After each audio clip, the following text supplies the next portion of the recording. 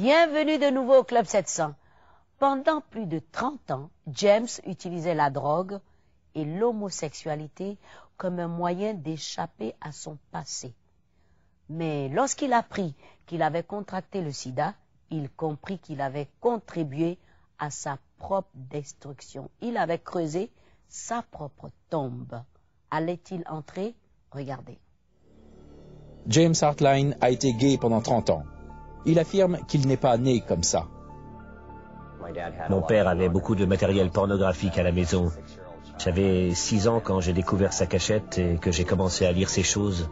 Cela m'a vraiment corrompu et pollué l'esprit. Il y avait aussi les abus et les violences. Pendant 14 ans, ma mère m'a violenté. C'était une situation d'abus constant, de colère, de violence physique. Jusqu'à ce jour, je porte les cicatrices causées par ces violences perpétrées contre moi, alors que je n'étais qu'un petit garçon. Et ce qu'on me disait ne m'aidait pas non plus. James se réfugia chez ses grands-parents. Un été, il passa ses vacances dans un camp biblique. Je me souviens encore de leur premier appel. Y en a-t-il parmi vous qui voudraient accepter le Seigneur dans leur cœur? Et j'ai dit oui au Seigneur. J'avais 9 ans. Mais rentré chez lui, les violences ne cessèrent pas. J'étais battu sans pitié. Et j'en ai fini par conclure qu'il devait y avoir quelque chose de mal en moi. Même pour Dieu, puisque je me faisais battre tous les jours. Est-ce qu'un Dieu aimant permettrait que je sois battu ainsi tous les jours?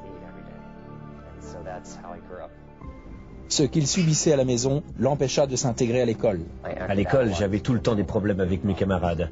Arrivé à la puberté, j'étais vraiment déjà très perturbé. À 13 ans, j'ai fait des fugues pour échapper à la violence dont j'étais victime.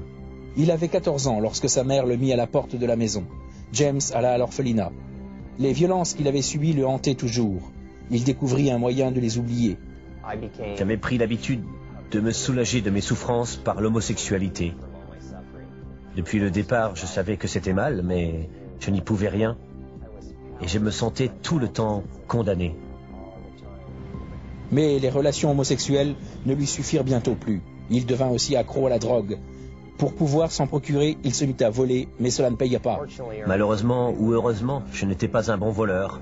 Je me faisais toujours prendre. James passa une bonne partie de sa vie d'adulte entre la prison et l'extérieur.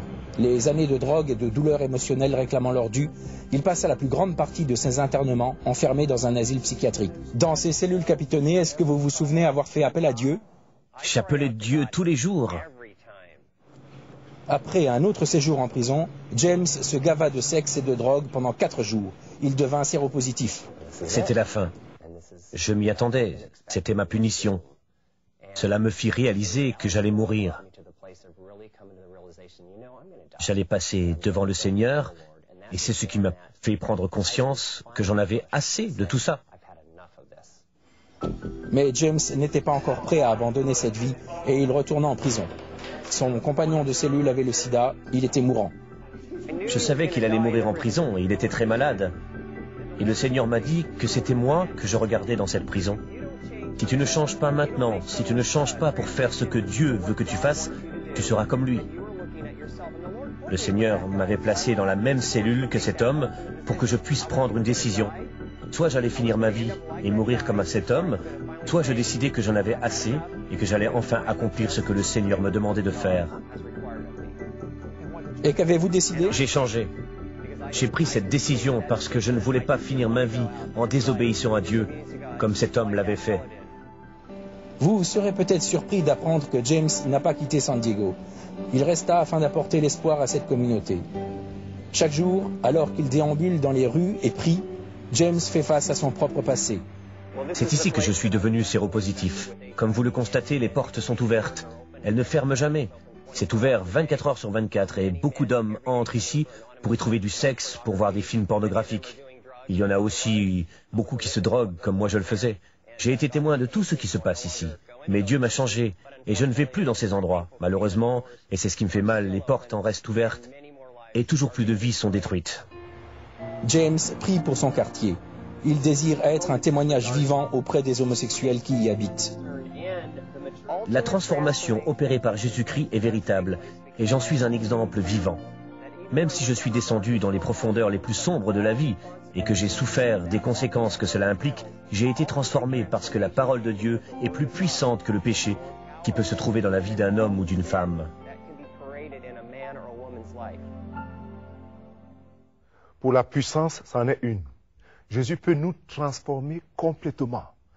Il dit, je suis un exemple vivant, que même si on marche dans les ténèbres, même si on souffre des conséquences des chemins qu'on a choisis dans la vie, la parole du Seigneur est plus forte que tous nos péchés et même de toutes nos maladies. Oh oui. Parce que oui. C'est vraiment un miracle. C'est un miracle. La parole de Dieu est capable de tout transformer. Tout transformer. C'est une eau pure qui lave. Et une restauration totale. Absolument. Et c'est vrai qu'il y a des mauvais choix dans la vie. Oui. Mais Dieu, quand on va vers lui, il met tous ces mauvais choix derrière nous. Derrière nous, à cause de sa fidélité. Oh oui, mes amis. En tant que co-animatrice du Club 700, c'est vraiment un privilège de montrer ces histoires qui changent les vies dans chaque émission. Le Club 700 est réellement la première du genre à montrer de vraies histoires de vie qui touchent les cœurs et aident les gens à trouver la guérison spirituelle et physique. Je voudrais vous dire que nous avons maintenant un bureau régional en Angleterre où des conseillers en ligne répondent chaque semaine aux milliers d'appels et emails venant des téléspectateurs. Nous voulons vraiment faire plus. Voilà pourquoi nous avons mis en place un partenariat avec vous. Joignez le Club 700, comme tous les autres partenaires. Votre adhésion nous permettra de produire encore plus d'émissions télévisées changeant des vies et plusieurs projets humanitaires en Afrique, tels que des puits d'eau, des unités médicales, des soins gratuits dans des zones rurales. Voulez-vous, s'il vous plaît, nous téléphoner en composant le numéro sur votre petit écran ou nous envoyer un mail? S'il vous plaît, adhérez au Club 700. Votre don changera la vie de plusieurs. Merci et que Dieu vous bénisse.